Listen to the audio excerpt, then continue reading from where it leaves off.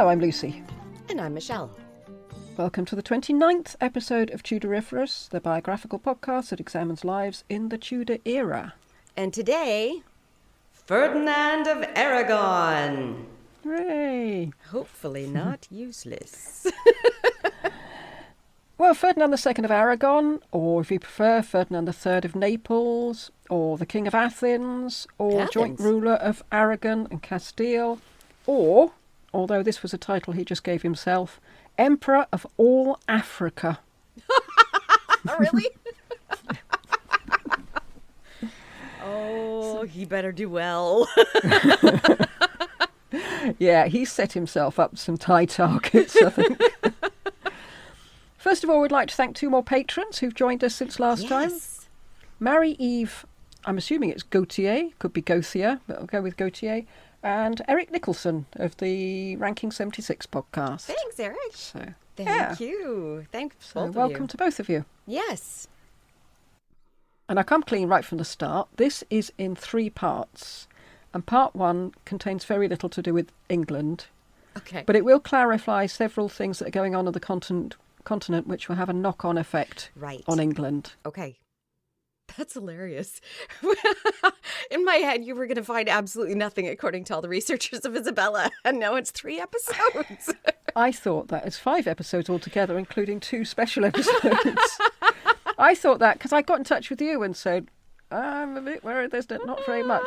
But I left the calendar rolls till the end. And as soon as I started on those, that was it. There was just a sort of deluge of fascinating information. And these are the Spanish calendar rolls or the English? Yes, Spanish. Spanish, right. Because the English ones were more focused on what Isabella was doing than Ferdinand. Most things do. Okay. It was quite hard. It was only when I got to the calendar rolls that I was able to sort of winkle Ferdinand away from Isabella, because for ages it was Isabella, Ferdinand and Isabella, Ferdinand and Isabella. I was like, we've done her. But, yeah, I found out a lot about him, and he's not useless. Okay. Not useless. Not useless. Part 2 has much more about England. Okay. And in part 3, we'll look at his interactions with Henry VIII, which is quite fascinating. So just hang on in there will be England. Okay. And I did think, should I leave that till next season?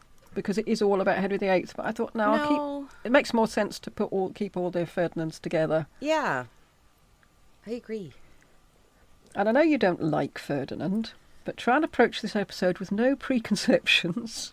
Okay. He might surprise you. Okay. Certainly the man you see when you look at him from Isabella's point of view is very different from the one you see when we get to look at his own history. Okay. Because, I read a book about Isabella, and Ferdinand did just come across as a rather pointless appendage. Yes, very much so. He reminded me, those fish, and she's huge and he's tiny. Yes. And the male fish sort of becomes fused to the female fish and loses all his vital organs apart from the sexual ones. Yes. So she ends up swimming around with just a whole bunch of little... this is a family-friendly show. Yes. We'll leave it there. But that's how Ferdinand came across in books about Isabella. Oh, no. But he's not like that at all. She's just got him in a purse. Anyway, come with me, if you will. It's been a long time since we've said that. To the Castilian city of Toledo. Isabella is looking forward to welcoming her husband. He's been away in Aragon, but now he's coming home. Hello, my love, he says, jumping from his horse. What have you been up to while I've been away? Me, she answers. Oh, I've been consolidating the strength of our kingdom. I've been purifying our land of unchristian forces. I've been stamping down on lawlessness. Oh, and I've had another baby. Always busy, says her husband, patting her on the cheek. I've brought you back a present. What is it? She's wary. She doesn't like surprises. Is it another lady? Just then a huge creature comes lumbering into the courtyard, so we have to hope not. It's an elephant, her husband shouts with excitement. You got her an elephant? Isabella looks the animal over. Give me strength, she mutters. Yep, he's got an elephant. Oh my goodness, why? Why? He probably saw it and thought, oh, she'll love that. Aw, I probably would, actually. Yeah. Especially if they brought me a baby elephant. So what was Ferdinand like? Several reports said he had laughing eyes. He was moderate in all things and felt pity for the poor. It was easy to get access to him if he felt he had a grievance. He had a very even temperature. He had a very even He had a very even temperament and always appeared to be happy. He wasn't given to the sort of towering rages that other rulers seem to have. Right. And these aren't sycophantic reports from his chroniclers. They come from several disinterested sources. One reporter said he knew how to camouflage himself, meaning, I think, that he didn't let on what his thoughts and feelings were. Oh, okay. So you never knew what he was going to do. You couldn't read him. This is important. His eyebrows were the same colour as his hair and were separated from one another. So no monobrow. So if you're thinking that he just seems the sort to have a monobrow, banish that thought from your head. Why would they put that in? Somebody else in his family must have had. Maybe they were talking about somebody else, and then they went on to Ferdinand and said, but he didn't have a monobrow. He was asthmatic. Apparently the young Ferdinand was a chess master. He could also ride, joust and throw a lance better than most. He was more easygoing than Isabella, and apparently he had a sense of humour, which she did not.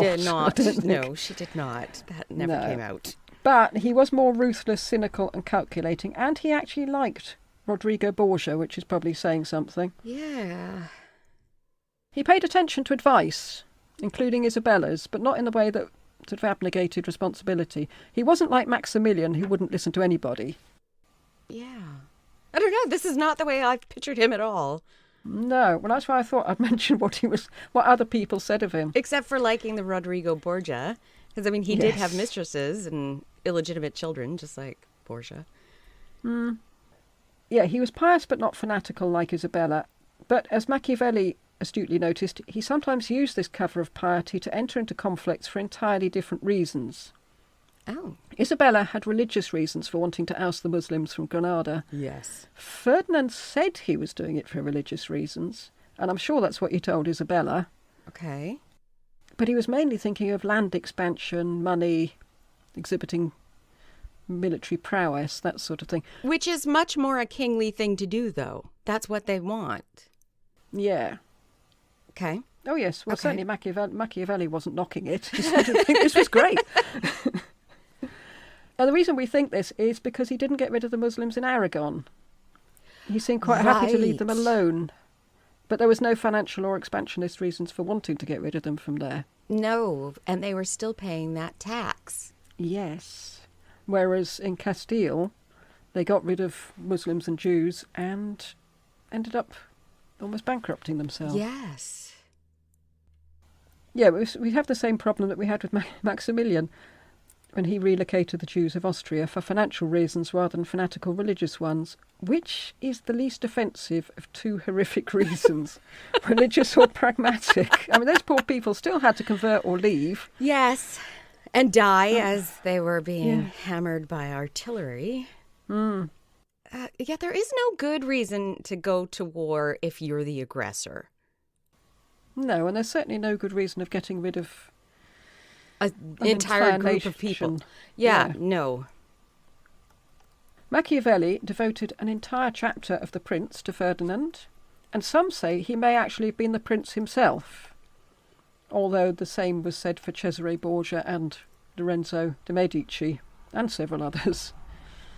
But yes, some people say the whole book was written about Ferdinand, and I wouldn't be at all surprised, having got to know him. Really?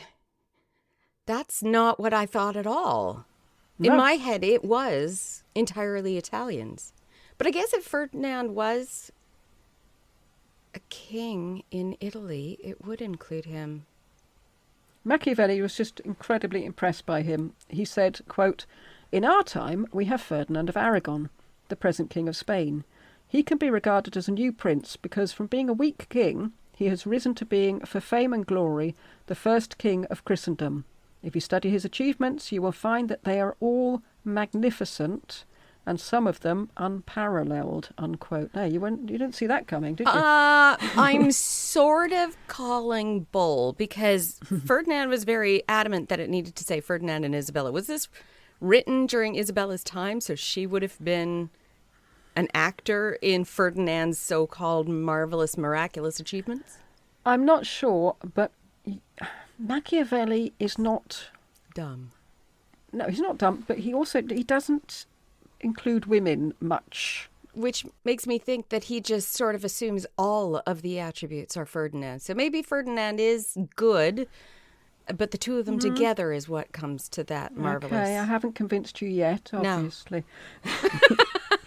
Not yet. You might. Yeah. Re-listening to the episode you did on Isabella, I was struck by how simple everything was, because she was pretty upfront. Very, yes. I noticed we gave her an Amphiboly score of 6. I presume that was for the fake princess. For the fake princess and the fact that she was manipulating absolutely everybody on the continent like a mother. Yeah, that's true. Yeah, and having just researched Maximilian, because apart from siding with Perkin, which was pretty unsubtle as far as Amphiboly is concerned, he was something of a one-trick pony, wasn't he? Yes, he was. I've got him, you want him, now pay for him. Yes, and I won't give him. Ferdinand is in a different league. Okay. He could give masterclasses on Amphiboly. Oh, are we looking at sort of the spider, universal spider? Yes, well, it's odd you should say that because, yeah, the spider, he was quite impressed with Ferdinand. Really? Yeah, it made me rethink Henry, because we all saw him as a pretty nifty amphibolizer, didn't we? Yes. But Ferdinand has him over a barrel all the time. Really? Yes. Yeah, Henry's in the nursery slopes in comparison. Really? Okay, I'm surprised and impressed, which I probably shouldn't be. No. I don't want to be impressed with this part. I found, especially in part 3, where we'll follow Ferdinand's thinking from beginning to end on one particular plan, I found myself completely drawn in. I was fascinated by it. When Ferdinand was 22, he was seen as wise beyond his years. But on the other hand, he was also seen as a party animal and a womanizer. He already had several illegitimate children, yes. and as I say, he was 22. Yes, but isn't he married already? He was an early starter. Yes, he was. He married at 15, I think it was. Yeah. Shame. Oh, I didn't say he was a good man. I said he was an interesting one. And before we get started on the story, we haven't got started on the story yet, but we will. There are 2 aspects of it that have been relegated to other episodes. And both of them cover his relationship with his daughters. Oh, okay. Yeah, because Juana will get her own episode, so we can decide then whether Ferdinand was seriously worried about his daughter's mental health or whether he just sort of picked up the baton from Philip and ran with it. Yes, we've got this. Now we can get Castile. Yeah, well, we'll see a bit of that here, but I think we should leave it to her episode to decide exactly what's going on. We really need to get Juana. And Catherine of Aragon will be doing a special episode following the negotiations of her weddings to Arthur and Prince Henry. And at the end, we could put up a poll on the website where you could vote for who behaved worse. Ooh. Her father-in-law Henry or her father Ferdinand. Oh, yeah, definitely. I think it'll be a close one. So bear in mind as we go through Ferdinand's story that there are the issues of his family relationships to take account of too when we get to the rating. Yes, already boo. I just feel poor little Catherine, until she becomes Henry's wife and starts fighting for not divorcing him. In her younger days, she feels like a little mouse that's just being played with a bunch of cats. Just batted back and forth with no consideration of her feelings or her situation or anything. Maybe that's why she did fight so hard for the divorce, because she had enough. Or against the divorce, because she probably thought, right, I'm not taking this anymore. That's it, I've had enough. Yes, the worm has turned. We get to his childhood at last. He was born on the 10th of March 1452. He wasn't the son of the King of Aragon. Alfonso Alfonso V, but his nephew. Wait a second. Oh, no. Okay, we're not talking about Aragon, right?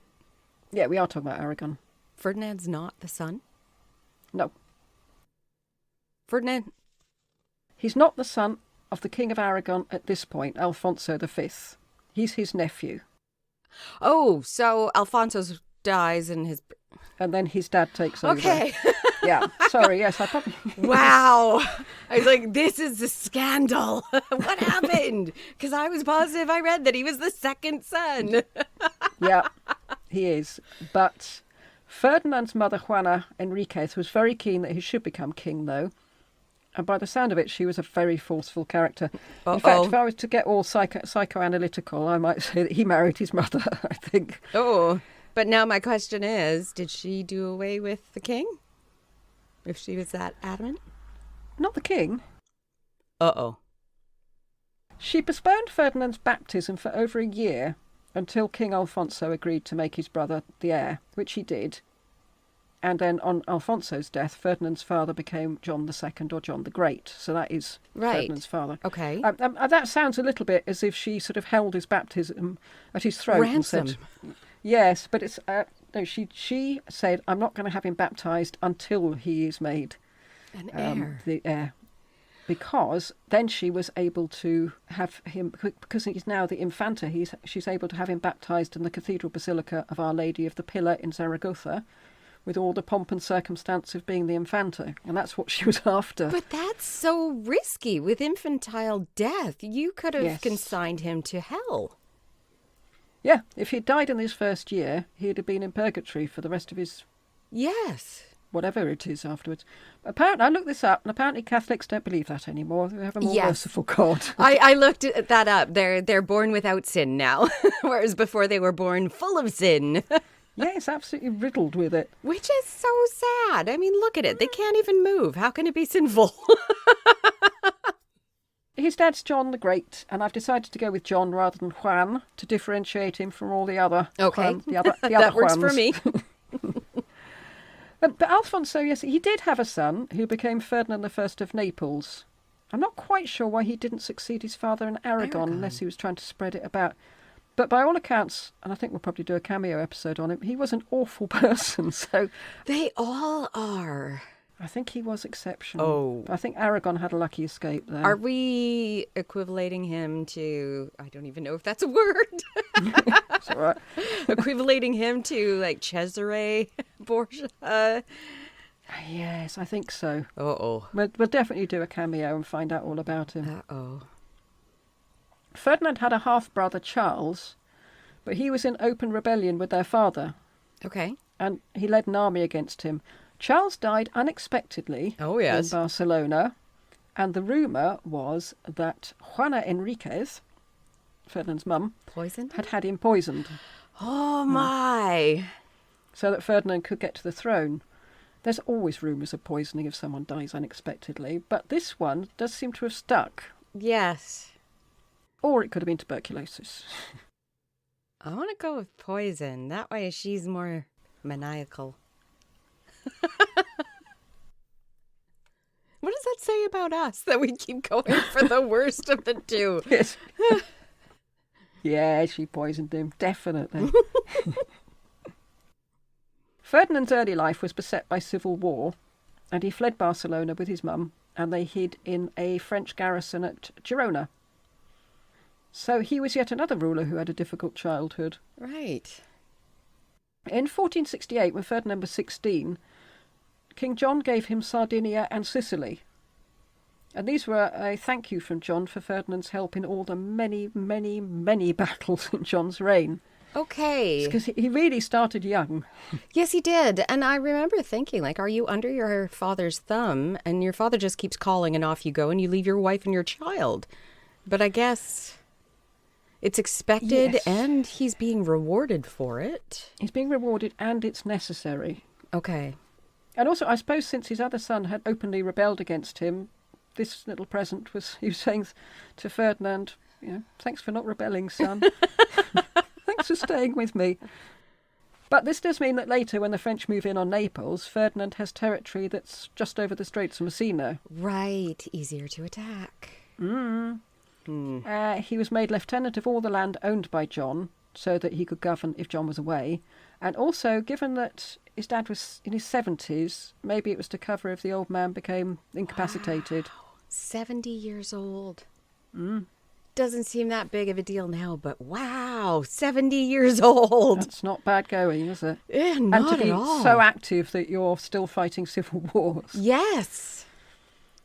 Mind you, it doesn't say much for your reign if you are still fighting civil wars in your 70s. Is he fighting wars in both Aragon and in Naples? Is it Naples? I don't know about Naples. No, I don't think we're not there yet. Okay.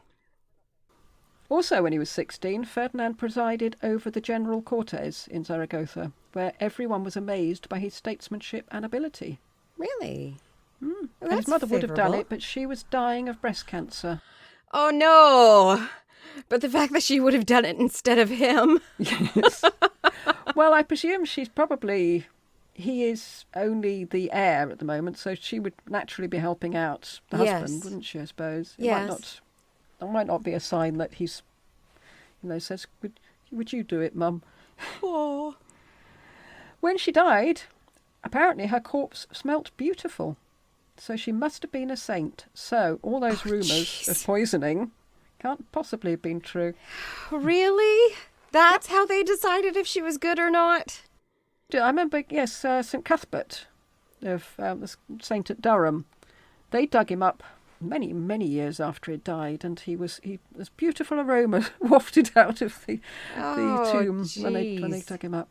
So definitely a saint. So is she a saint? Did they make her a saint? I don't think so. I think she was just saintly, but I don't know, because I don't know about Spanish saints. There's probably lots of them, because they usually are in Catholic countries, aren't there? Yes. He accompanied his father in the ongoing civil war, and they rode victorious into Barcelona together, where Ferdinand convinced his father to pardon everyone except the commander. And I wondered if this was apocryphal, trying to make him out as saintly as his mother, because he certainly wasn't as forgiving as in other campaigns. No. Or maybe he got hardened to it. Possibly. And since his youth had been spent almost constantly in battles. Yeah, I can't imagine what kind of trauma that would do to you. Yeah. Now, where his education fitted in, I'm not sure. I just imagine him on a horse all the time. But yes. And as I said, he also learnt how to negotiate in such a way that he received praise from none other than Louis XI. Really? I want to... Do you have those words? Or is this one of those you can take it one way or the other? I don't know what he said. He just patted him on the head and said, jolly good amphibolising. Yes. Aragon was governed differently from Castile. The Cortes of Aragon, Catalonia and Valencia were far more powerful and independent than those of Castile. Okay. And they were weak and dominated by the monarch. Well, okay. Certainly Ferdinand and Isabella made sure of that when they became monarchs. Yes, because if we go back to Isabella's half-brother, they were in charge and she had to claw all the power back. Yeah, but I think I got the impression that legally she could do that. Oh, okay. Whereas the setup was different between Castile and Aragon. Right. In fact, Ferdinand found it quite irritating that he was expected to consult with his Cortes more than Isabella was expected to consult with hers. Well, I can imagine. The oath of the Aragonese nobility, which stressed their fueros, or constitutional rights, went as follows, quote, "We, who are as good as you, swear to you, who are no better than us, to accept you as our king and sovereign lord, provided you accept all our liberties and laws. But if not, not," unquote. Wow, that's stronger than the Magna Carta. Yeah, very much so. Yes. And less about fishing rights. Yes. That's surprising because we always talk about the Magna Carta as being this bastion of freedom of rights. No, this is actually more to the point and quite a bit more firm. Wow. Yes, he must be completely withering, mustn't it? Yes. Right, you're king, but you're no better than me. This sounds very much like when a Roman comes into the triumph and somebody's standing behind them. Remember, you are mortal. Remember, you are mortal. We're kind of throwing that in Ferdinand's face. Yeah. But it's the law of the land, so I mean, it's nothing personal. Yes, I'd be impressed if it included the peasants, but it doesn't. No, I think that's pushing it too far. But it makes it sound more like an oligarchy rather than a monarchy. Yeah. Yes, it's just a pity they were all at each other's throats all the time. Yes. There's constant it's probably why there were constant civil wars, is because all of them were powerful. Right. Yeah. They could have done so much good with that. Well, history, eh? History's Yes. history. You just want to take history and bang its head against a wall, don't you? Yes. Hey, sort yourselves you out. Mind you, we're no better. Any attempt to gain more power was seen as a breach of the nobles' fueros. Okay. So Ferdinand was severely restricted in what he could get done in Aragon, which may explain why he spent so much more time in Castile. No kidding. And I know you got very irritated with him because he was always popping home to sort out this or that. Yes, but this makes a bit more sense. Yeah, for a start, there was a civil war in his country, so that was quite important. It's a catastrophe. Yeah, he didn't go back as much as maybe he ought to have done, especially after his dad died, since it was his country. Yes. And yeah, Ferdinand could hardly help being the junior partner in the marriage, since Castile was so much bigger and more powerful than Aragon. It's not just that one is bigger and has more clout in the world. It's just Castile, they have more clout in Castile than they do in Aragon. Right. So he probably felt a lot more powerful in Castile. Yes. Even though Isabella was crumpling up his instructions and throwing them in the fire. Yeah. I fell in love with her. I'm sorry. I did. I fell in love with her. She was amazing. Yeah, I can't say I've fallen in love with Ferdinand, but yeah, I do. I find him interesting. He sounds more like a kicked puppy in his country than a ruler. I don't know. When we've done all the episodes, you might not think quite that. Okay. I certainly didn't feel, oh, Ferdinand, bless him. Okay. One thing that can be said about Ferdinand that can't necessarily be said about other rulers, there was no hint of corruption. Deviousness, but not corruption. Okay. Point. And the reason for this was that Thank you. I'll write that down. Yes. 1 point. And the reason for this was that Ferdinand consulted people about his plans. I mean, part of it was that he couldn't help consulting people in Aragon, but he also did it in Castile. If people feel that they are part of how the country is run, they don't succumb to bribery, because that would be scuppering the plan that they'd had a part in. Right. Okay. Because Maximilian's court was riddled with corruption, and it was very easy to buy people off because he did things in secret and then told people, right, this is what's going to happen. And if they didn't agree, the only way out was treason, really. Right. And Henry VII's court was corrupt because so many people saw him as a usurper. Well, and he encouraged extortion and bribery. Yeah. Oh, yeah. All of that. And I've put here, I've obviously had a bit of premonition there. Anyway, that's a tick in the Ferdinand column. I'm sure you'll grudgingly agree. I didn't just grudgingly agree. I was like, that's good. Right, his marriage to Isabella. Isabella wasn't his only offer. Charles the Bold offered Ferdinand his daughter Mary of Burgundy. Really? So is there any man that woman hadn't been offered to? No kidding. Auntie Margaret wanted to give her to George, Duke of Clarence. Yes, which good out. Yeah. Or Ferdinand. I think she did quite well. Did she, though? Out of the three? Yeah. I mean, yes, she could have done better. Out of the three. She could have married the King of Denmark. We haven't met him yet. But he has ships. She'd probably be sitting there saying, when is he coming? I've never seen him. I don't believe he exists. We saw in Isabella's episode what Isabella's reasons for marrying Ferdinand were, but what was in it for him? Castile. Well, yes, as we've heard, Aragon was facing civil war. The Catalans were disputing how much jurisdiction King John had over them, so how much better for Ferdinand it would be if he had the might of Castile behind him. Yes. John had gained the help of Louis XI, but only in return for the cession of Cerdagne and Roussillon. And did he actually? I don't trust anything the Universal Spider says. In theory. In theory. And we'll be hearing a lot about Cerdagne and Roussillon because all these rulers have their obsessions, don't they? Yes. Maximilian's was Burgundy. Mm-hmm. Henry's is the Pretenders. Mm-hmm. Obviously, the King of Denmark's was Edmund de la Pole. And Ferdinand's was getting Cerdagne and Roussillon back. And he was obsessed with that. Yes, and it does give them all a sort of Achilles heel, really, doesn't it? Because people know, well, I know how to get around him. You have a vulnerability. Mm.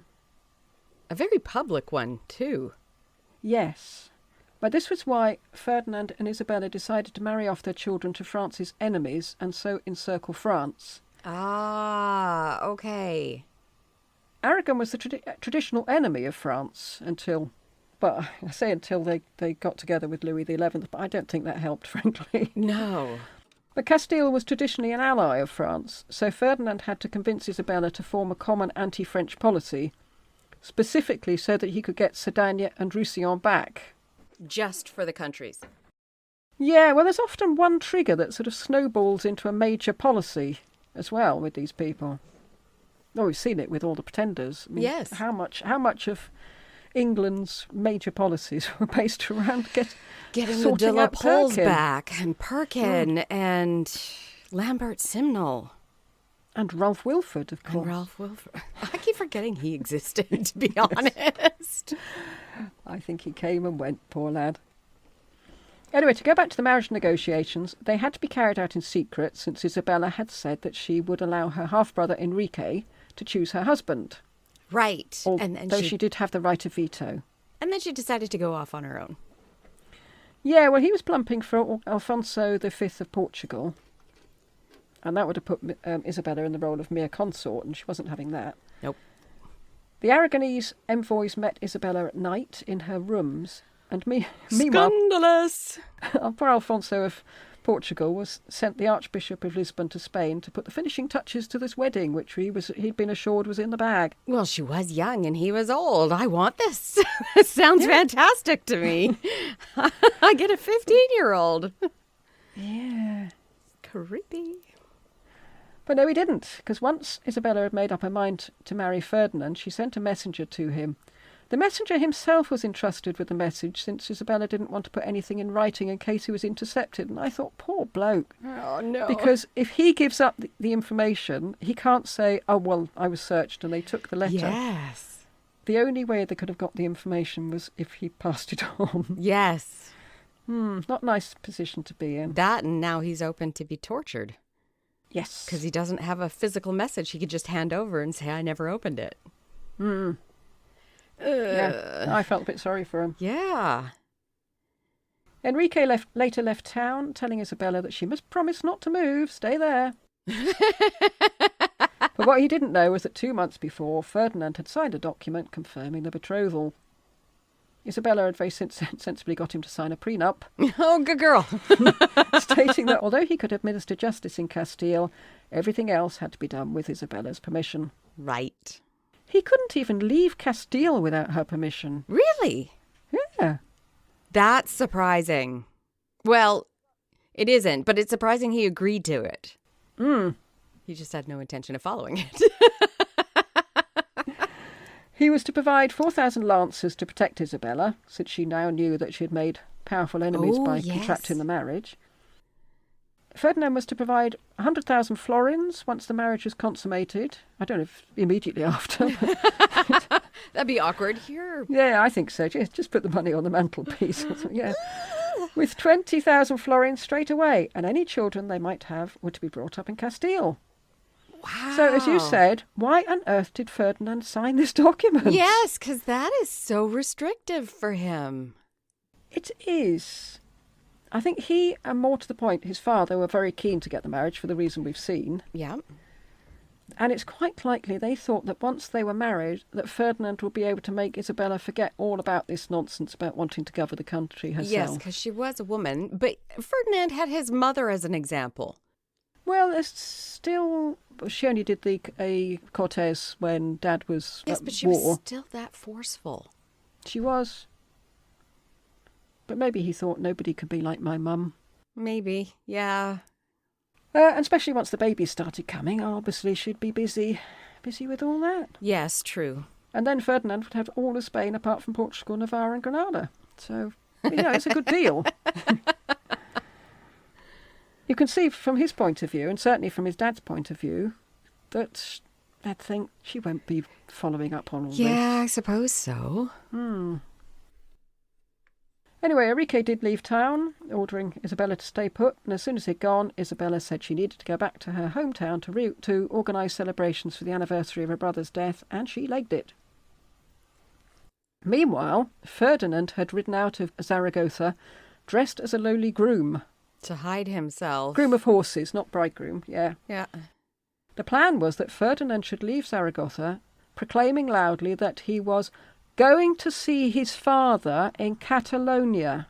Yes, I am going to Catalonia. But then he should slip into servant's clothes and join the Aragonese embassy on their journey back to Castile. Ah, okay.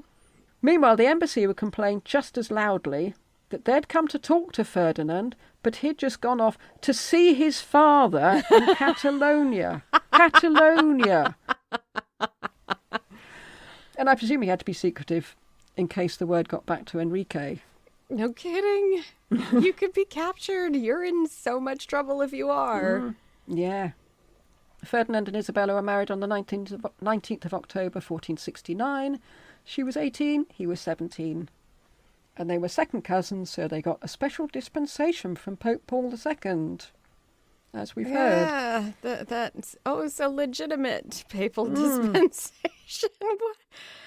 Oh. Well, the Pope had only just given a dispensation for Isabella to marry Alfonso of Portugal, so he thought, no, I've done that.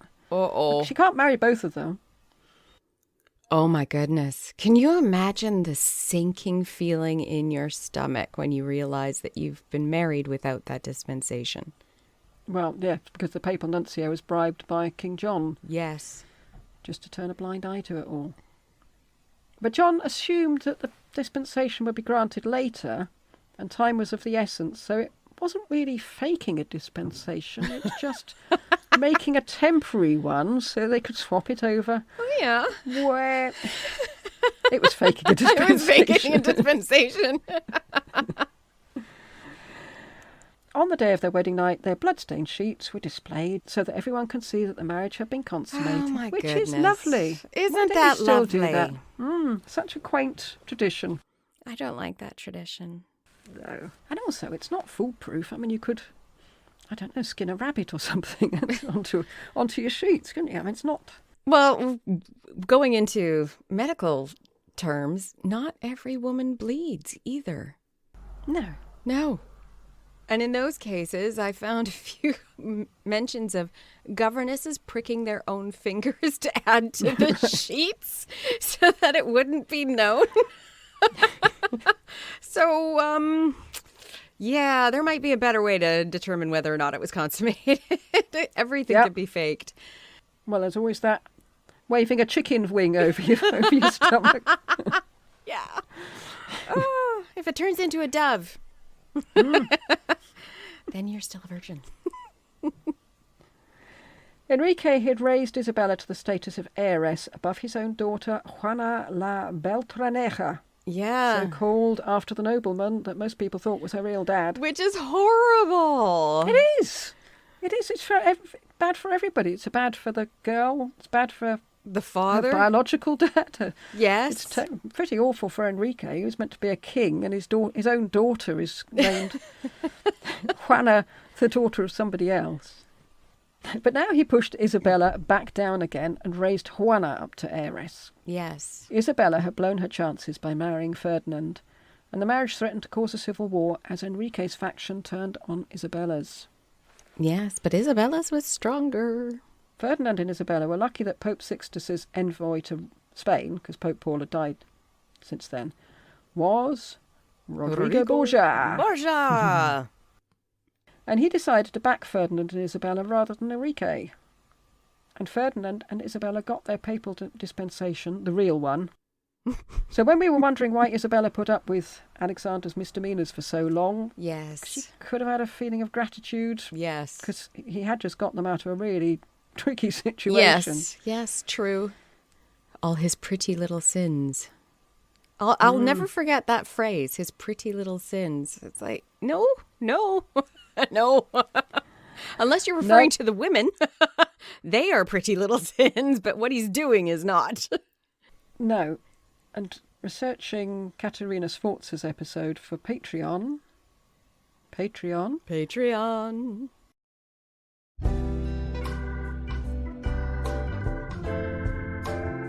Tudoriferous Patreon.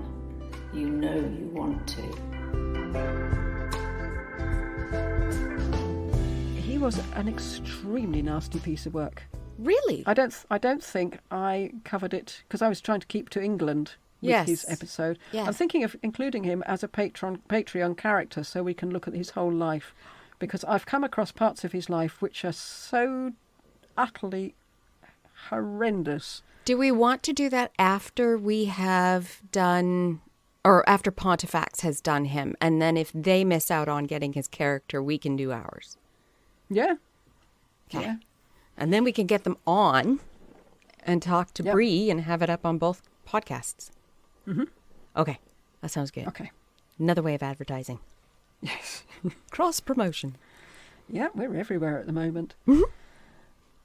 Borgia arrived in Castile to try and sort out the problem between Enrique and Ferdinand and Isabella, at least to try to turn the nobles towards Ferdinand and Isabella with the selling of indulgences, a red hat for one particular powerful noble, and bulls promising to restore the purchaser to, quote, the state of purity and innocence in which you were when you were baptized, unquote. So, okay. So Isabella bought one of those, by the way. Of course. We've got our friends at Ranking 76. I want them to pull up some sort of priest that can be as bad as some of these. If you don't know about Ranking 76, they are doing people during the Wild West in the USA. And they've done some pretty awful characters, but I wonder if they have an equivalent priest, as we've seen some of these cardinals and bishops and popes being. Yes, I bet there are some sort of snake oil salesman type ones. Have to be. Oh, well, there we are. That's your project, Ranking 76. Borgia's motives in all this was to prevent a civil war in Spain, which would tie up Ferdinand and other fighting men when they could be going on crusade against the Turks. Oh, they need to go against the Turks. Have you seen what's happening there? Patreon. We were just discussing Mehmed. This wouldn't be Mehmed. This would be his son.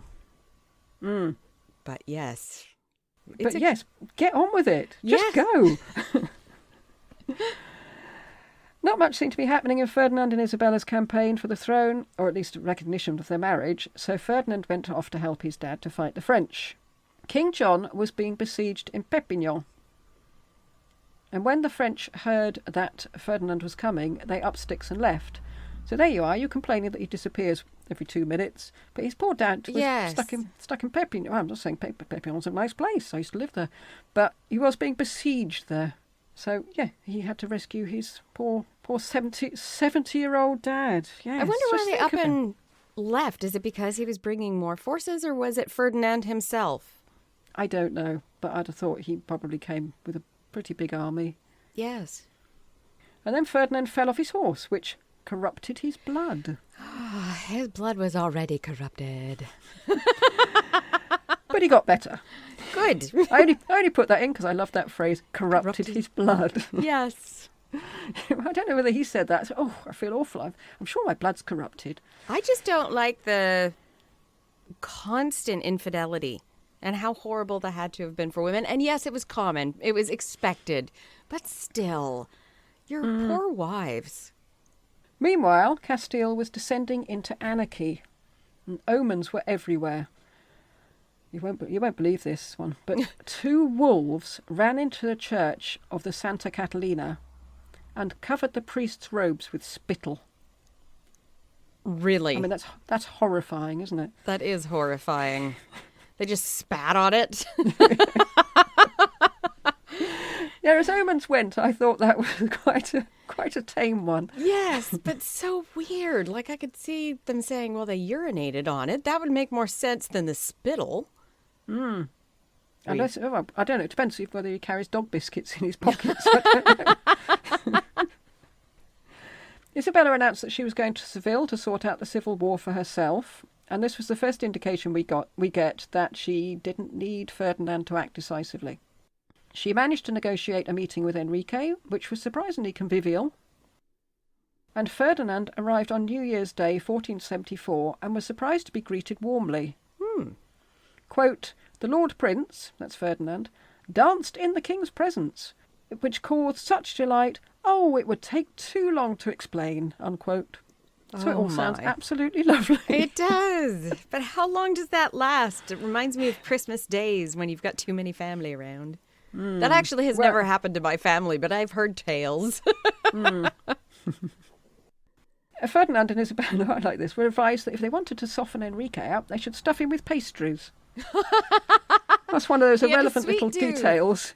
Relevant little details. You think, yeah, that's nice, I'll put that in. Yeah. And this seemed to bode well for peace rather than civil war, so Ferdinand went back to Aragon to get on with his own civil war. 11th of December 1474, Enrique died.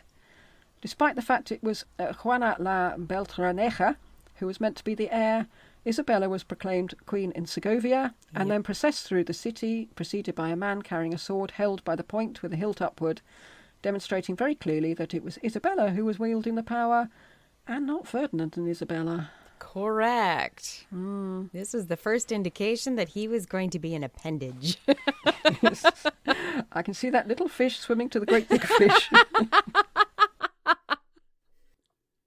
She then wrote to other cities, quote, "I order you to raise flags for me, recognising me as your queen and natural mistress. Oh, and also to the high and mighty Prince King Ferdinand," unquote. Really? P.S. Yes. Oh, hang on. Yes. I almost forgot him. Well, he wasn't there because the campaign against the French to get back Roussillon was going very wrong. Oh. And Roussillon was important. And anyway, as I said, Enrique died, and soon after, a Castilian gentleman arrived in Aragon and threw himself at Ferdinand's feet, quote, "Today I kissed this hand 101 times because it is now the hand of my king and master," unquote. That would be creepy. Yeah, I suppose less. If you're expecting it, it's less. Yeah, it is though, isn't it? It is creepy. Well, Ferdinand was initially pleased by this news, but then he thought, hang on a minute, this Castilian gentleman has come from the Archbishop, not from Isabella. Oh. In fact, it was 3 days before he heard anything from Isabella. And even then, the letter said, quote, "The presence of the king would not be useless." But yes! he must do whatever he thinks fit in the circumstances, unquote. That is brilliant. Has he just lost his mark in the good column? No, but she gets a point now. Well, she was partly thinking that he might have enough on his plate in Aragon. But not be useless? But certainly the lukewarmness of this invitation certainly struck Ferdinand. He gave instructions as to what to do with Roussillon. It does sound as if he was really battling, and then he just said, "Yeah, you do this, you do that, you do this. Right, I'm off." Because then he hightailed it back to Castile. And I'm not quite sure whether Isabella already knew that Ferdinand would take a back seat in Castile. I keep wanting to call it Carlisle for some reason, Castile. Or was her tepid invitation because she wasn't sure if he'd arrive, sort of all guns blazing, saying, "Okay, little lady, shift over, I'm ruling now." Or she was just hoping that he wouldn't come at all. I've got it here. Yeah. Well, most people did expect him to rule in his own right, including his father. And it could easily have been in his mind to take that route, especially when it got back to him that the sword had been carried before Isabella. And he was pretty disturbed by the news, because he said, quote, "I want Alfonso de Cavalleria, an expert on laws, and you, Palencia, who has read so much history, to tell me whether, in the past, there has been a precedent of a queen who has ordered that she be preceded by the symbol of punishment of her vassals," unquote. And when he was told that this was not a Castilian tradition, he kept expressing his astonishment all the way to Castile. but you... Oh, no. I can't believe she so did she... this. Mm. No, it must be a misreport. Yes. Something went wrong there. Yes. Perhaps it wasn't a sword. Perhaps, I don't know, Maybe cucumber? it was I don't know. a goblet of wine. Yes. She would... But she did, didn't she? Poor bloke. Yes, sire. Yeah, just leave it, all right? We've all heard it. As he travelled through the bitter cold winter heading for Segovia, he was gathering a large retinue about him, which must have looked as if he was building an army to take over. And Segovia was now split between those who'd follow the Queen with Ferdinand as consort and those who would follow Ferdinand. Uh-oh. No one in Segovia seems to be talking about Juana la Nobody talked about Beltranega. Juana. That poor girl. Yeah. She had it worse than Mary. Those who wanted Ferdinand to rule did so for reasons of gender. You know, a woman couldn't rule. End of story. And those who wanted Isabella to rule did so out of the fear that Aragon, once they got one of their own on the throne, Would take over. just sweep in, yeah. And that's exactly what they would have done, in my opinion. I'm sure. I mean, why not? On the 2nd of January 1475, Ferdinand rode into town. He was welcomed with great celebration. He swore to respect the privileges and rights of the city. He swore his oaths in the cathedral. And then he went to see Isabella. Oh. I think he was showing, yeah, we can all pretend to be indifferent, you know. Yes. Ferdinand seemed to think that sex would do the trick. Of course. When he was a teenager. Quote, he was confident of overcoming the situation with patience, and he was sure of triumphing by assiduously satisfying the demands of conjugal love, which would undoubtedly soften the harsh intransigence that wicked men had placed in the Queen's heart, unquote. Oh, goodness. She just needs a damn good seeing to, that's her trouble. Oh, jeez. I know. The situation was put to arbitration with an Isabella supporter and a Ferdinand supporter. And it's not about whether they should have sex or not. That's about the whole situation. A new document came of that which didn't differ greatly from the marriage treaty. It gave Ferdinand a few more concessions. His name would go first on the coins, but they would never override each other's decisions. But, you know, he's still playing second fiddle. Yes. Isabella wanted a more authoritarian rule in Castile to try and mend the mess that her brother had made.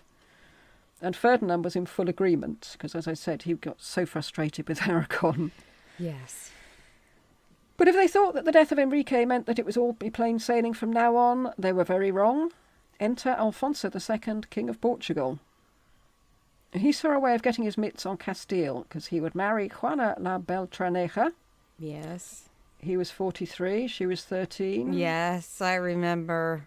Grim, but we've come across matches before. But he was also... Uncle. Yeah. Lovely Uncle Alfonso.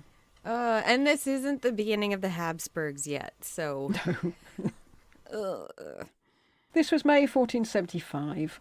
The threat which the King of Portugal posed meant that Ferdinand was given more powers in Castile, because it seemed likely that he and Isabella would have to split up and defend different parts of the country, in which case each would have to have equal power wherever they might be.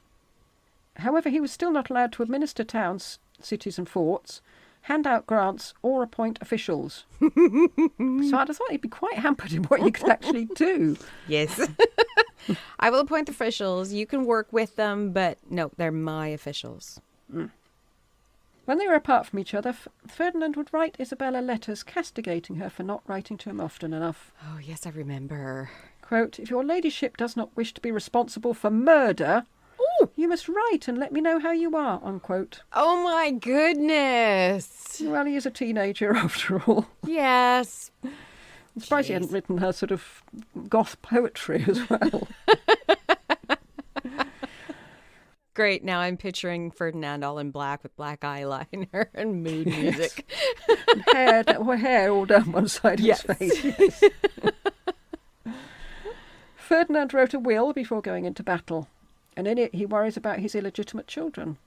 Quote, I trust that your Royal Highness will look after them as well as, or better than I would myself, unquote. Which she did. She did.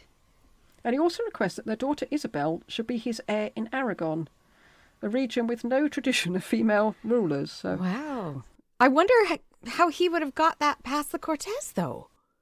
Well, he'd have been dead by then, so it's not his problem. Okay, but still, Maybe it was a sort of a sop to Isabella to say, look, I want our daughter to be my heir. Well, perhaps. Okay, I'm off now. I'm dead. You sort it out. Yes. They also didn't have a boy yet. No. A motley group of troops assembled to fight for Alfonso, most of whom had been fighting amongst themselves until recently. Isabella was all for leading the army to Toro, where the battle was to take place, but in the end she decided that Ferdinand should go, and she stayed behind with the reserves. I should imagine he said to her, just think how that makes me look. Yes. Sit down, please. Yes. Stay I'll here. do this. Be a good girl. Ferdinand attacked a river fort first that had refused to surrender, and although during the attack the fort then tried to surrender twice, Ferdinand ignored that. Those who were not killed outright were left hanging on the walls to die slowly in the blistering heat. Oh. One chronicler said, quote, it seemed like hell itself, unquote. Oh, goodness. And I mention this because Ferdinand may be coming across as a rather accommodating and loving man at the moment. No. He was ruthless, if not cruel. Oh, that's cruel. That's cruel. I mean, so was Isabella.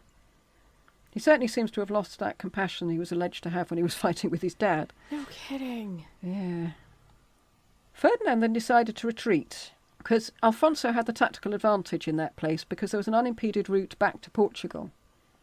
So he could keep bringing in more troops and resources. So it did make military sense for Ferdinand to leave or to fight another day in another place. Right. But Ferdinand's troops mutinied because they'd gone there to fight, retreats. damn it. Yes. No. They'd gone there to fight and to gather all the spoils, which goes with fighting. Yes. And slaves. Now that we know about them. Awesome. Ferdinand quelled the mutiny, although I couldn't see how, except that he told them to go back to Tordesillas, and they did, so... But if the troops were a tad miffed with him, that was nothing compared to the fury that met him when he got home. Isabella actually laid into him in public. That's not good. No.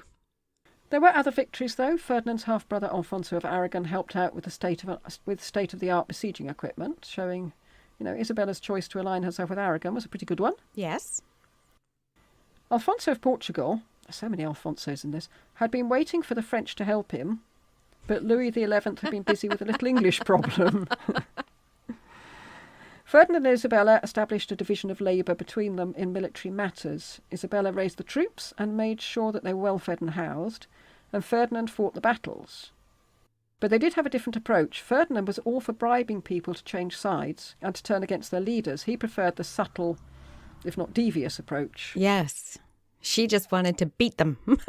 Yes. She just points her troops in one direction, says, there they are, they're the enemies, now kill them. Yep. That's her tactics. 1476, in the first battle with Alfonso, the Portuguese lost 500 men. Ferdinand lost 5, which Really? sounds very unlikely. Very. It's said that the battle was pretty much a draw, which doesn't sound like it. But I think this is what Isabella was broadcasting. Right. Because it doesn't really matter What actually who happened. really wins the battle, does it? No, it's what gets put about. It's spin. Mm-hmm. Alfonso was still waiting for the French to help him, but Louis XI had been busy with a little Burgundian problems. He's not coming, Alfonso. Nope. Just forget it. Nope. So Portuguese were on the back foot.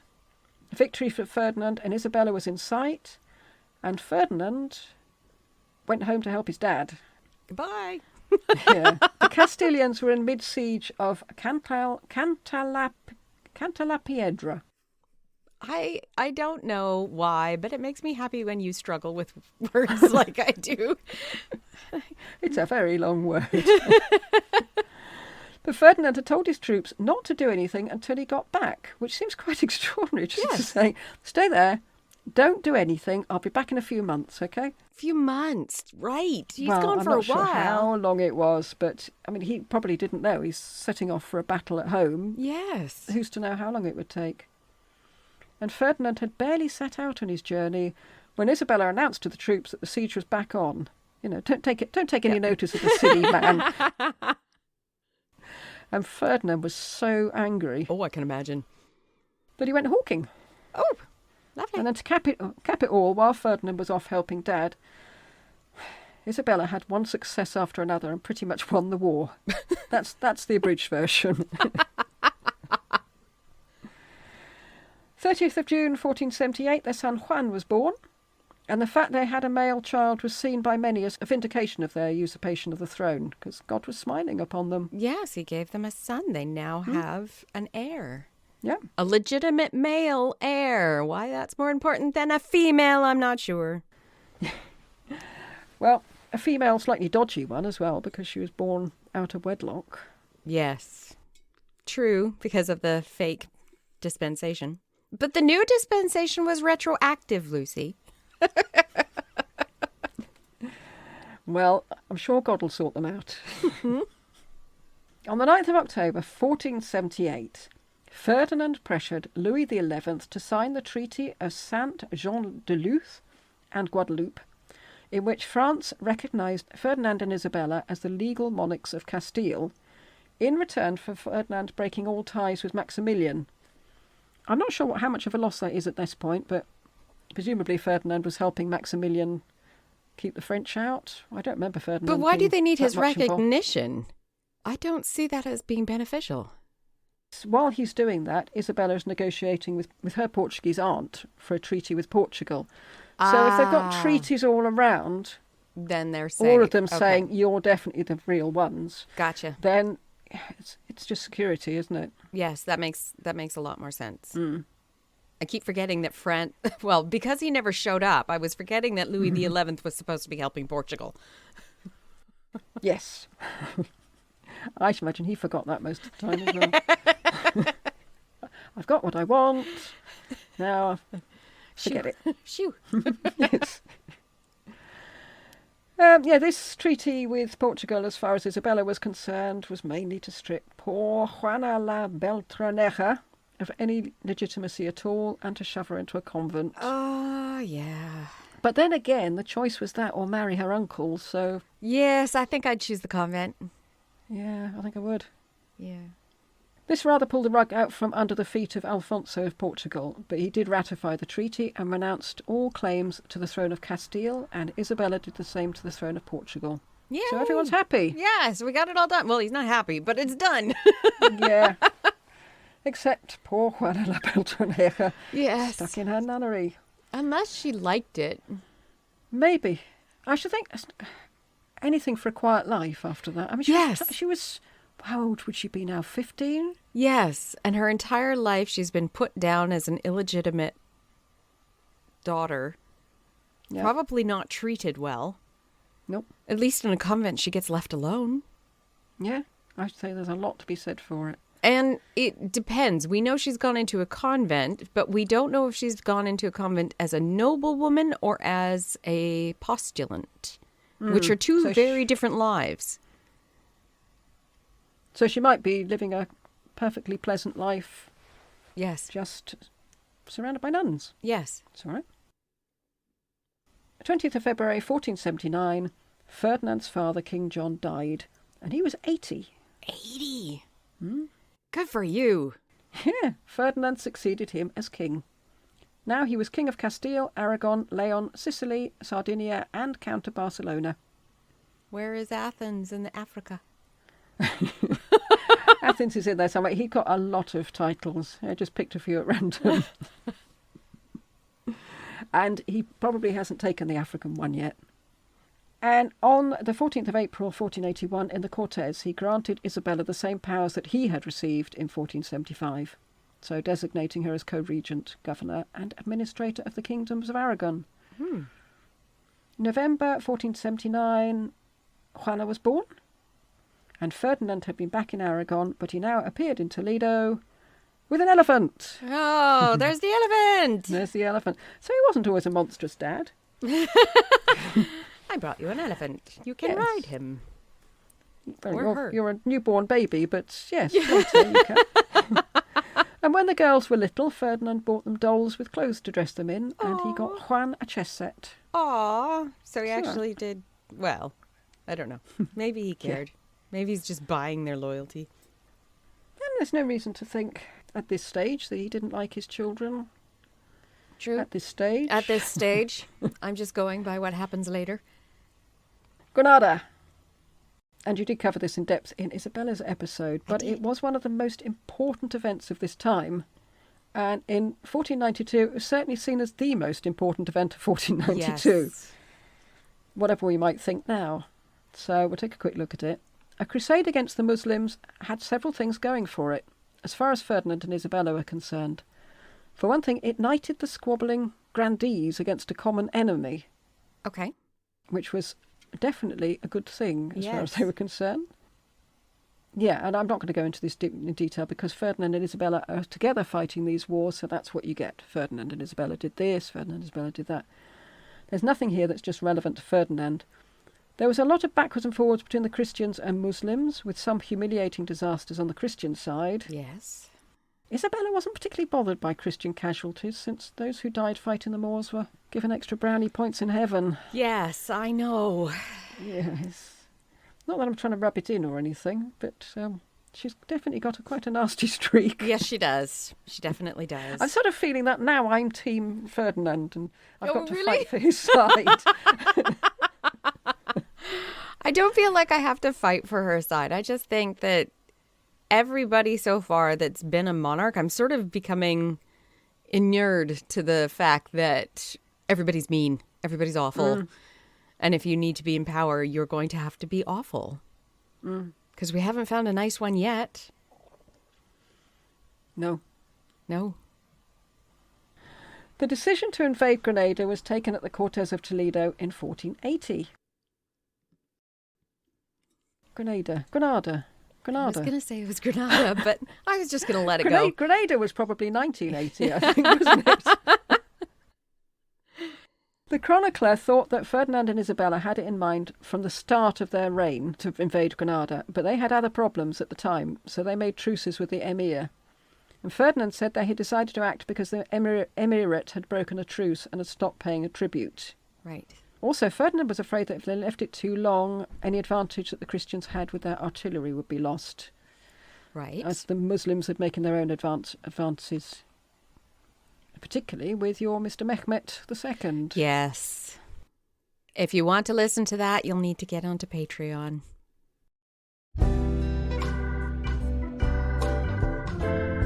Tudoriferous Patreon. Once is never enough.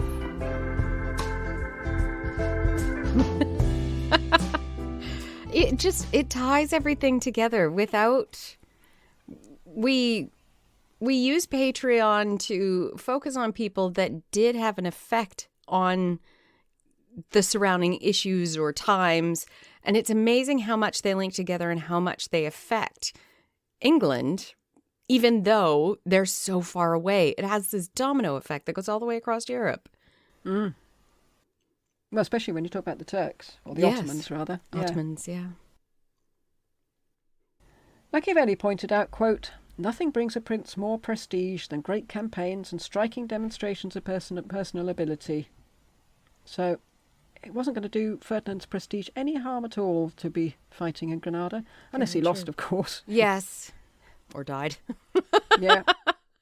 But then he'd be dying fighting the heathen. Yes, that's true. So he'd be the true. ones getting the extra brownie points in heaven. Very true. Pope Sixtus IV had issued a crusading bull against Granada in 1479 and again in 1482. So this had all been sanctified. This is sanctified killing. Oh, perfect.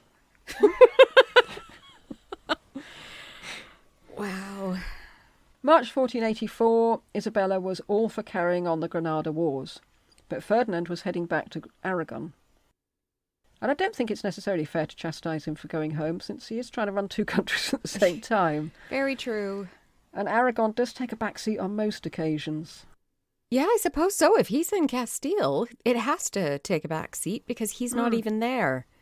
Yeah, okay. But as we've seen, the Cortes are perfectly capable of ruling themselves. They don't seem to need him because he's no better than they are.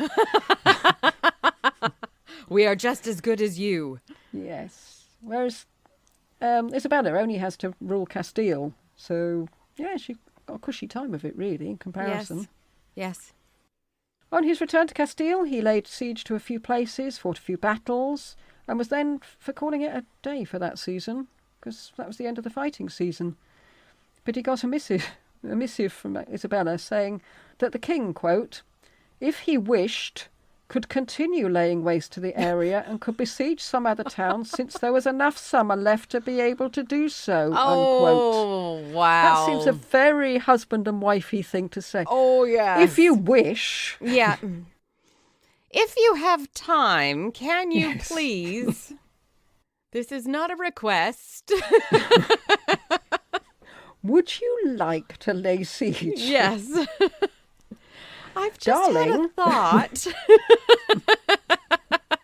Or the statement that always strikes fear into my husband's heart. I've been thinking.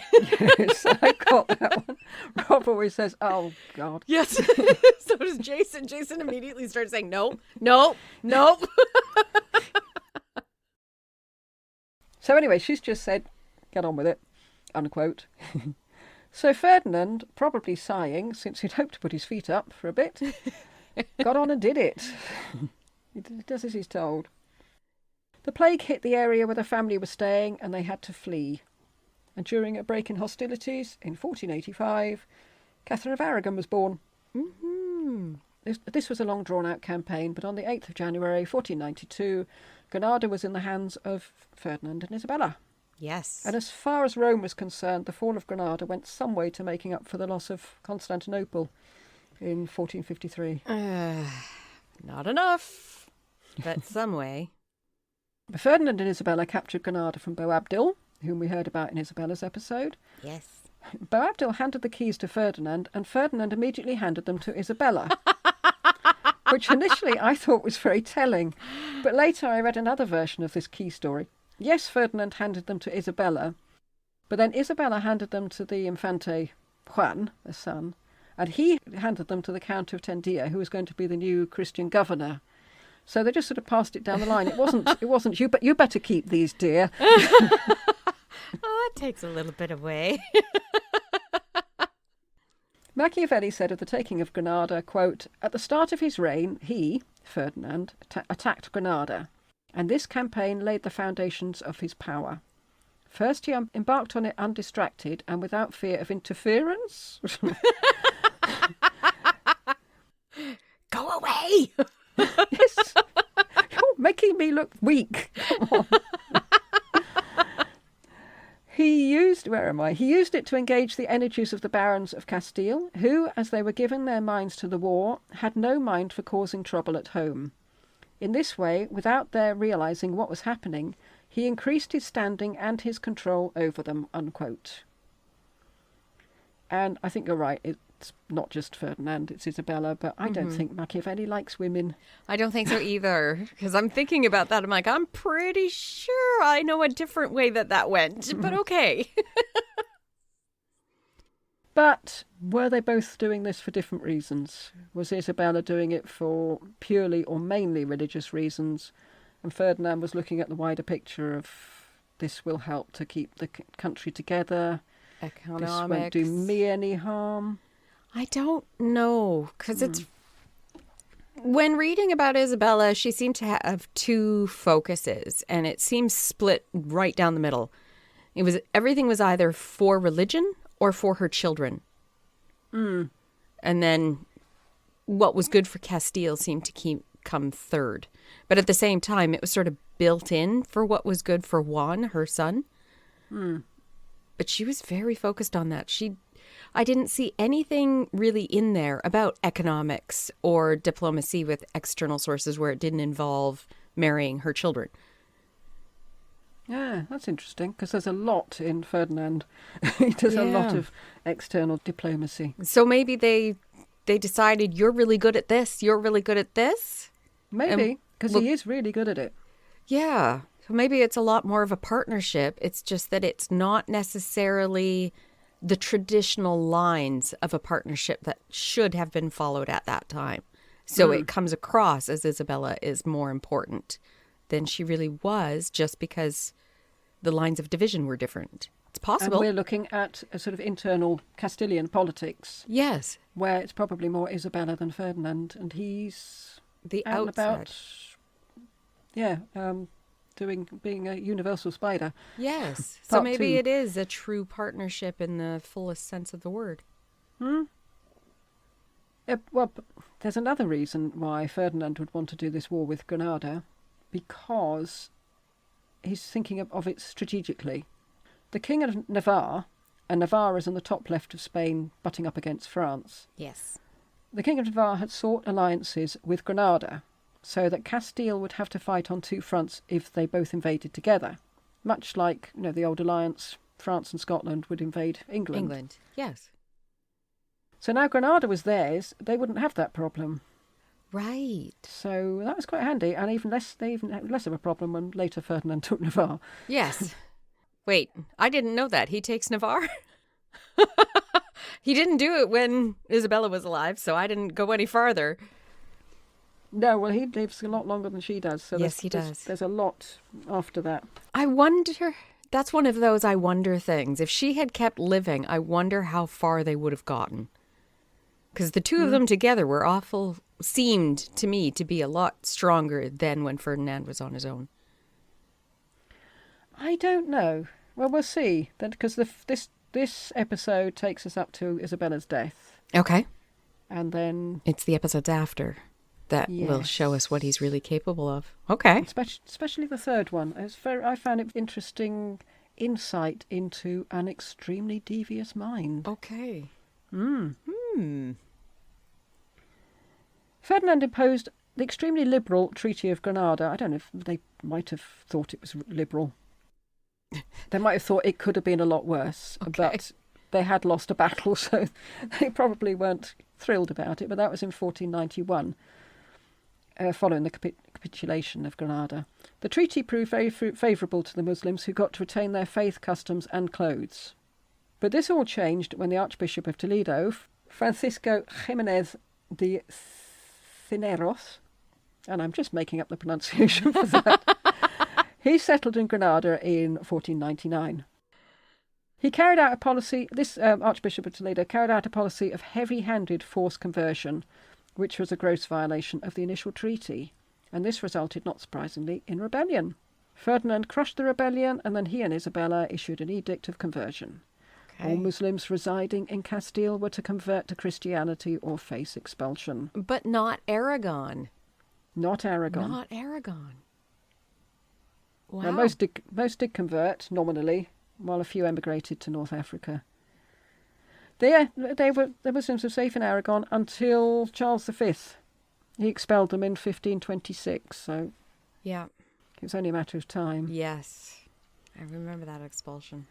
And you mentioned in Isabella's episode that a certain Lord Scales was fighting in the Granada campaign. Yes. Edward Woodville, or Yes. Edward Woodpile, as it always puts it in my book.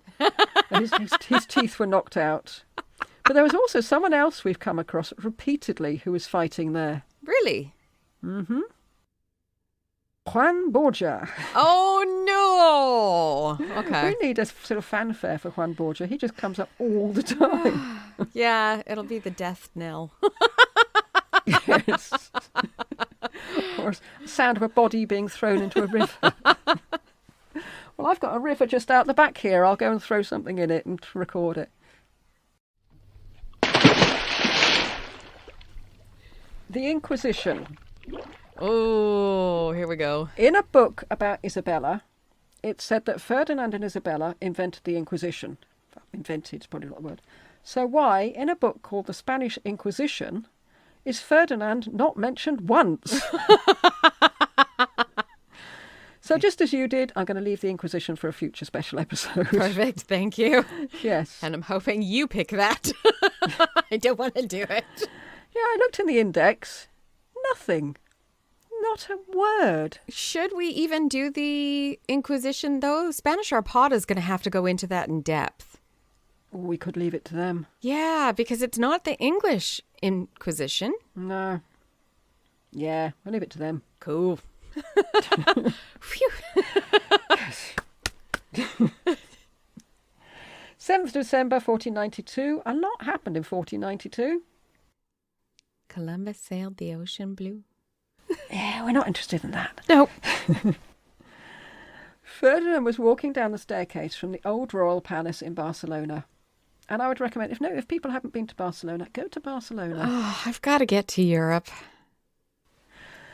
There was a peasant farmer, Juan de Cañamars. But Ferdinand wouldn't have noticed him. He was a peasant farmer. And anyway, he stepped aside as Ferdinand passed. So the first that Ferdinand would have known that he had been stabbed was when he felt the pain in the back of his neck. Yes, I remember. Luckily, he was wearing a thick gold chain which deflected the blow a bit. So it wasn't as bad as it might have been, but it was still bad. When Isabella heard what had happened, she immediately assumed it was a political coup and arranged for their son Juan to be rowed out to sea to keep him out of the way of it all. I imagine a sort of little sort of pedalo, and he's just out there on the side. But I should imagine he rowed him right out to sea. Yeah, but wow. Well, if Ferdinand died... Smart, but at the same time, unusual. Well, maybe it had to be done so quickly, Ferdinand's been stabbed. Quick, get him in the boat. Yeah, there is no tower, there's no castle. Yeah. Here's some sandwiches. Yeah. You might have to sit out there for a while. At least she didn't just throw him in the water. Yes, swim.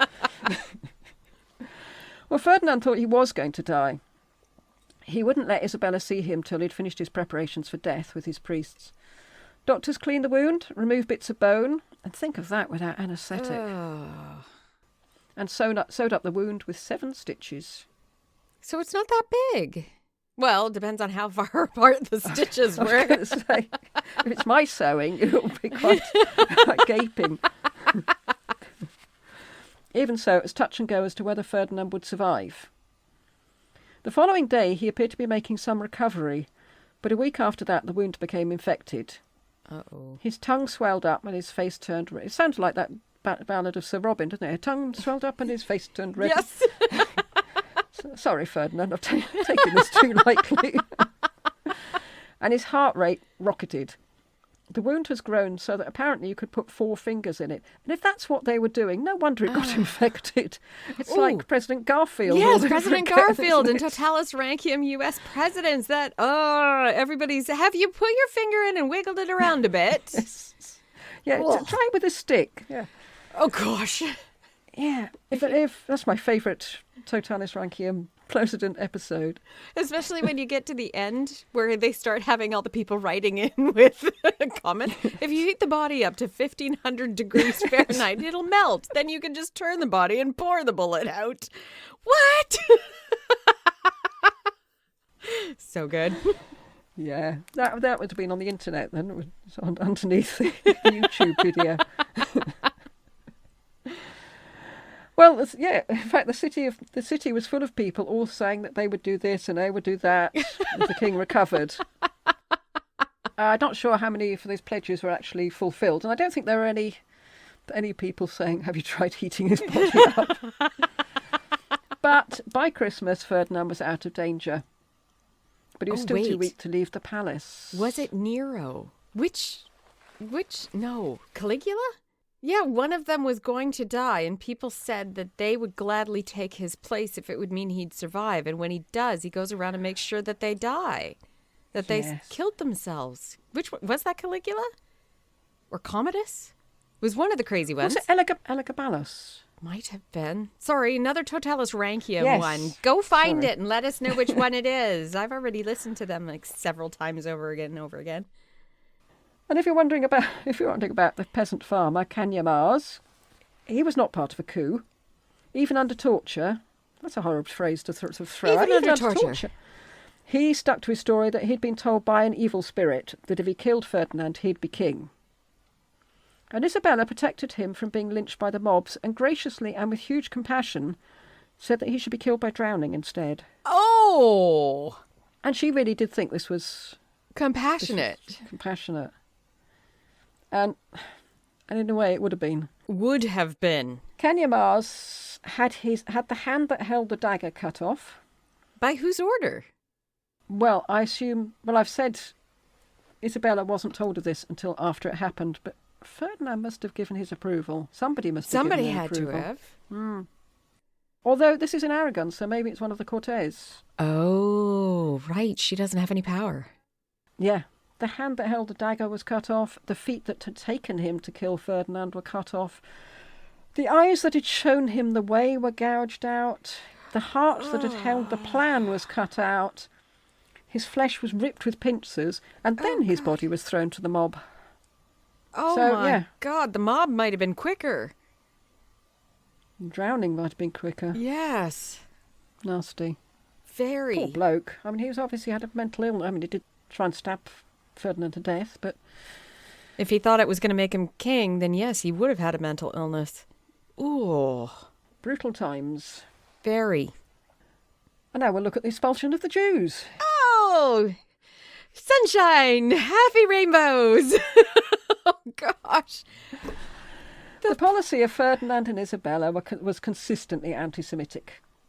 But it was in 1492, after the fall of Granada, that they decreed that all Jews in Spain must be either baptised or leave the country. And estimates as to the numbers involved varied greatly. Anywhere from 165,000 to 400,000 may have left, and perhaps 50,000 remained and were converted. Wow. And this had a disastrous effect on the economy. Yes. Ferdinand and Isabella were warned of this, but Isabella viewed the damage as worth the religious purity of Spain. Wow. And I don't know Ferdinand's opinion of this, whether he thought actually the economy is quite important, or whether he went along because with she the religious side. I don't know, but I asked why once. Why were Christians so horrible to Jews? And the response I got, and I'm trying to remember because I was a teenager when I first learned of the Holocaust, and I asked about it. And in the medieval times, there was the belief that the Jews needed to be punished because they were the ones that gave up Jesus to be executed. Which I can sort of understand, but at the same time, that was God's plan. So why are you doing that? I don't understand. Yes. It's a bit like the Malleus Maleficarum, because, that's the witches were meant to be God's plan. So was he right in putting his oar in? I don't know. And I can't put myself in that place. We aren't raised to believe that doing evil or doing bad things to other people is a good thing. That's just not something we're raised with. Whereas that's what they are. In Isabella's time, all of the things that she's doing, even though they are cruel, are to the betterment of Christianity and keeping people in heaven and that kind of thing. Yeah, it really is a feeling of this hurts me more than it will hurt you. Yes. Because it hurts me to see you going down the wrong path. Yes. And ending up in hell. Yes. All right, it hurts you because we're torturing you, but that's a very minor point compared to how much it's hurting me to know that you're not becoming a Christian. I'm trying to ensure that you don't spend an eternity in hell. Why can you not understand this? I'm on your side. Yeah. Right, give another turn of the rack. Let's get going. The thinking behind the expulsion was that the so-called new Christians, that is conversos, might be tempted back into Judaism if there were Jews living nearby. Again, I'm doing this for your good. And in some areas, Jews were given 8 days to get out, and since the plan was to ruin them into conversion, they had to sell their places of residence for about 10% of their actual worth. Yes. Some were resettled in poorer parts of the area, where they were then required to pay inflated rents. These were effectively ghettos, since they were deliberately kept separate from other members of the community in case they infected them with Judaism. Oh, goodness. And this is not what the Jews had been expecting. They knew that under weak monarchs, lawlessness could lead to unofficial discrimination and pogroms and things. Mm-hmm. But they had hoped for better under the strong rule of Ferdinand and Isabella, especially since they had conversos in their court, didn't they? Yes, they did. They also thought it'd be illogical to go after the Jewish people since it would be detrimental to the economy. So they no, we're quite safe because they're just going to ruin themselves. But no. Nope. And when the Pope gave Ferdinand and Isabella the go-ahead to launch the Inquisition, Jewish people might not have been too worried, since it was mainly designed to go for the wavering conversos. Right. Unconverted Jews might have felt that they were safe. And in fact, in an ugly twist, some Jews who hadn't converted were so disgusted with those who had that they informed on them to the Inquisition. Ooh. That's not good. No, that's not good either. Gosh, just be nice. Keep your mouth shut. Close the door if you don't like looking at it and just ignore it. Although, if we were to say that about somebody who's committing murder, we'd be upset. So, and that's kind of how you have to equate it. To them, it's the same as murder or a horrible crime. Well, the order of the expulsion pretty much blamed the conversos for the necessity of expelling the Jews. Really? Well, if they hadn't kept reneging on their faith, tempted away by the sight of all those unconverted Jews in their midst, then the Jews would have been able to stay. It's all their fault. Oh, goodness. Mm-hmm.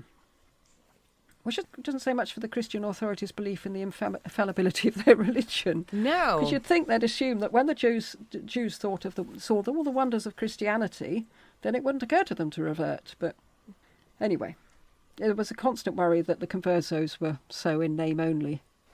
And even worse, if it can get worse, Ferdinand and Isabella stipulated to the King of Portugal that one of the conditions for the marriage treaty between him and their daughter Isabel was that Portugal should expel all the Jews living there too. Oh my goodness, I forgot about that. There's not many places to go. No. Well, Italy, Rodrigo Borgia will take them in. Yeah.